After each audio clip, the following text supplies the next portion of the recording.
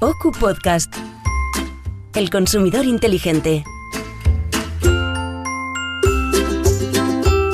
Un proyecto subvencionado por el Ministerio de Consumo, cuyo contenido es responsabilidad exclusiva de la Organización de Consumidores y Usuarios.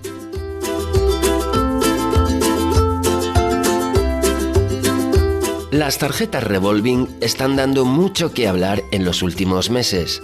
Miles de usuarios han caído en la trampa de este tipo de productos que cuentan con unos intereses que rayan la usura. El resultado es que llevan años pagando las cuotas de una deuda que nunca se acaba, sino que sigue creciendo.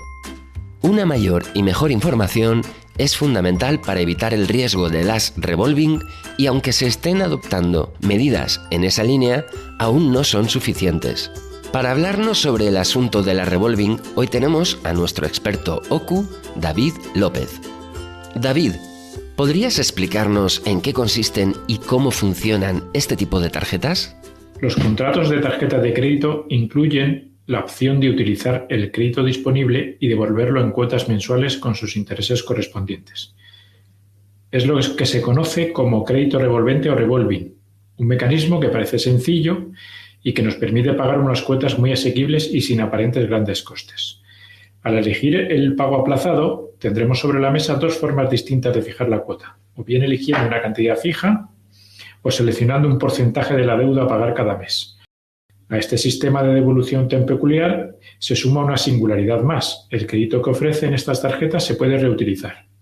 Este crédito puede ir disminuyendo si vamos devolviendo las cuotas, pero también es posible volver a disponer de él, haciendo nuevos pagos con la tarjeta, por lo que la deuda vuelve a aumentar. Por eso se llama crédito revolving, dado que se va renovando de manera automática.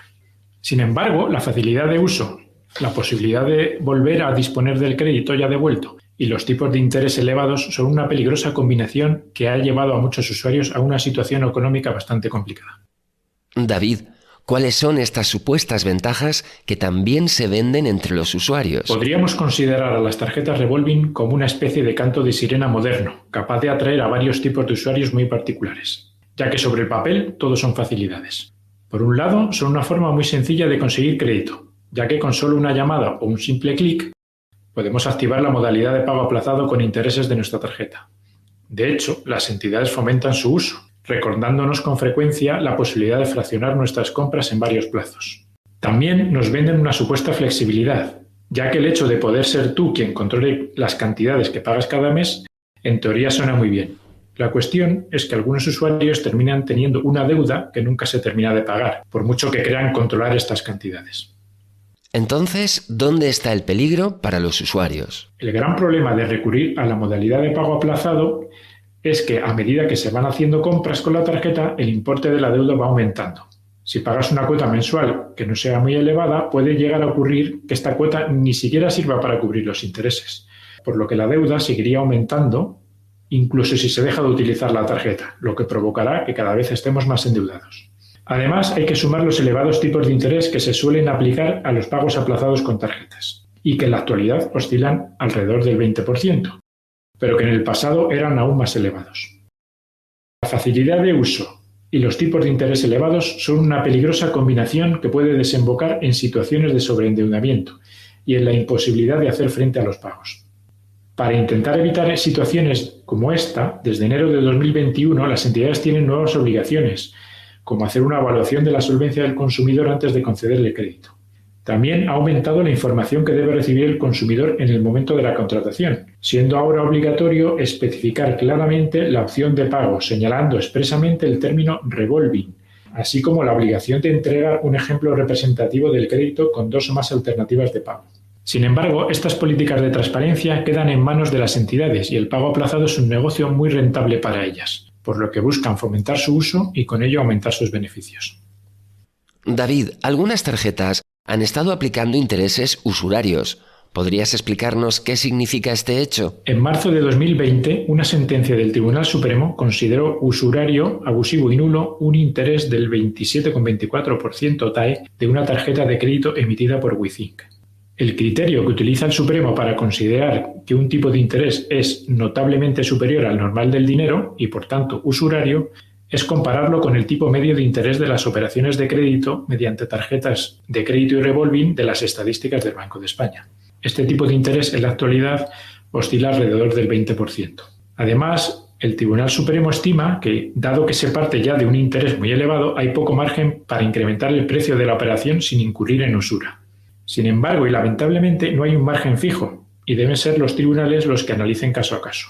Si nos basamos en los criterios fijados por distintas audiencias provinciales, estimamos que el interés 2 puntos por encima de la media, es decir, un 22% TAE, ya es suficiente para que pueda considerarse usurario. Por lo que nos cuentas, ¿cuáles son las implicaciones para el consumidor? Tras esta sentencia del Tribunal Supremo, muchas entidades han rebajado los intereses de sus tarjetas. Pero si antes de marzo de 2020 has aplazado pagos con tu tarjeta de crédito, es muy probable que hayas estado pagando intereses por encima del 22% TAE y, por tanto, pueden ser usurarios. En este caso, incluso si posteriormente te han rebajado el interés, puedes reclamar tanto la nulidad del contrato de tu tarjeta como la devolución de todos los intereses pagados. El primer paso sería reclamar a la entidad a través del servicio de atención al cliente, aunque lamentablemente en muchos casos la entidad no atenderá la reclamación y será necesario acudir a los tribunales de justicia para conseguir una sentencia que declare el interés abusivo. Sin embargo, esto no debe desanimar a todos los que quieran reclamar. En la inmensa mayoría de casos, las sentencias son favorables al consumidor. Al disponer de una tarjeta de crédito, las entidades nos ofrecen acceso a un préstamo que, en situaciones excepcionales, podrían sacarnos de un apuro. Sin embargo, salvo casos aislados, el tipo de interés que se paga es muy alto. Por ello, el uso que hay que hacer del mismo debe ser siempre muy restringido y con cabeza. Si necesitas recurrir al crédito de tu tarjeta con frecuencia, es posible que estés cerca de una situación de exceso de endeudamiento, por lo que deberías plantearte tomar medidas, por ejemplo, dejar de utilizar tu tarjeta hasta que no hayas devuelto toda la deuda pendiente. OKU Podcast, El consumidor inteligente. Un proyecto subvencionado por el Ministerio de Consumo, cuyo contenido es responsabilidad exclusiva de la Organización de Consumidores y Usuarios.